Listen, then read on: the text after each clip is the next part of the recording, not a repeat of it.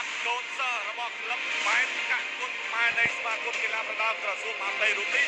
គឺជាប្អូនប្រុសបង្កើតរបស់អេលីតចម្រើនបាទបងនិងប្អូនគឺថាសាច់ប្អូនសង្ហាជាងបាទសាច់ប្អូនអែមជាងតែបាច់គុណគឺនៅចាញ់បងនៅឡើយទេជាបន្តលោកស្រីនិងអ្នកកញ្ញាក៏សូមស្វាគមន៍ដំណើរឡើងមកកាន់សង្វៀនរបស់អ្នកប្រដាល់បង្គោលក្រហម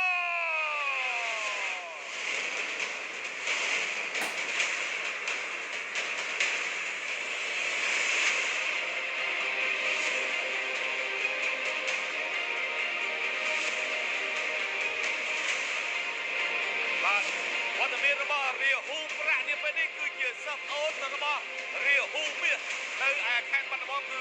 សិស្សអូនឈុតសរីម្ដងតែបណ្ដារូបនេះគឺហៅថាមានចិត្តអំណត់មែនទេគោលក្រហមមកពីខេត្តបាត់ដំបងលោកស្រីនិងអ្នកកញ្ញាក៏សូមស្វាគមន៍រាហូប្រាក់សនរាគីស្រីជនជាទីមេត្រីជាបន្តក៏សូមផ្ដល់សម្លេងស្វាគមន៍ជើងខ្លាំងគុណខ្មែរដែលមានដើមកំណើតនៅខេត្តបាត់ដំបងជាសិស្សគុណនៃក្លឹបបែនកាក់គុណខ្មែរដែលមានគ្រូបង្ហាត់លោកសនអេលីតសូមស្វាគមន៍កីឡាករជើងខ្លាំងគុណខ្មែរអេលីតកែវឡុងបាទការប្រកួតកម្ពុជាសវិនគុណខ្មែរគឺគូឯក3គូលោកអ្នកកណ្ដាលទេសរិនហើយតែពីដើម្បីស្ដាប់បទបញ្ជានៃការហាមឃាត់ប្រកួតដោយសង្ខេបហើយនេះគឺជាប្រវត្តិរូបបន្ថែមទៀតនៅលើកញ្ចក់អេក្រង់ទូរទស្សន៍របស់ក្រុមហ៊ុន CBS 3ប៉ុស្តិ៍ក្នុងពេលតែមួយ CNC CTN និង My TV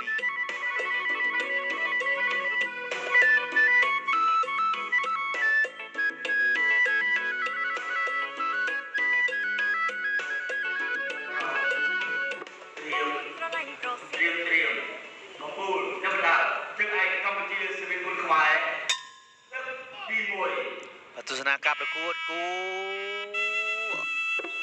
ពិសេសទី2ដែលជាគូឯកទី1ទឹកទី1គូក្រហមសរគីមគោលខៀវអេលីតកៅឡុងចាក់ចេញរបស់កៅឡុងរគីមកំពុងតែសម្លឹងមើលគោលដៅកៅឡុងញាក់ឲ្យហោតតិចចាក់ជើងក្រោមកាត់ចង្វាក់តេះជើងក្រោមដើម្បី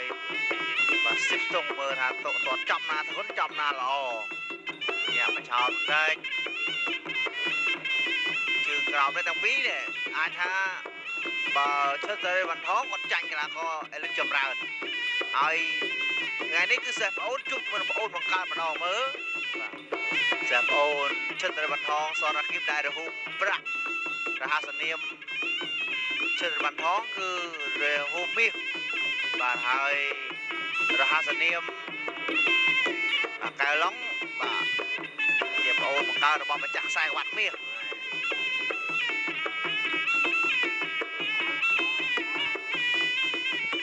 ជាក្រោម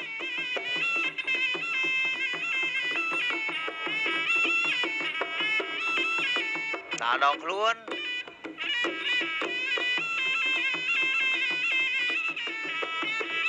ចាក់ចេញលើកជើង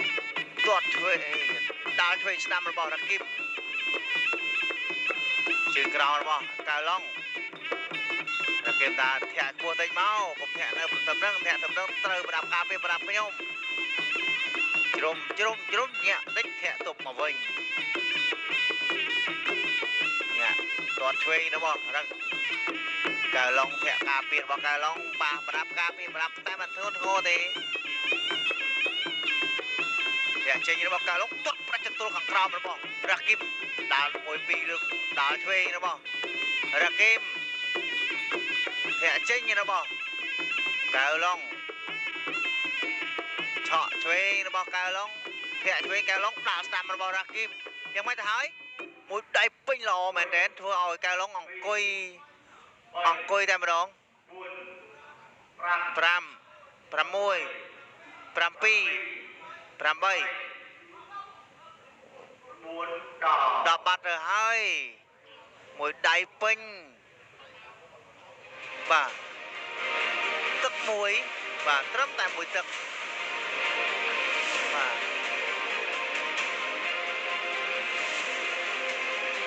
ពេញ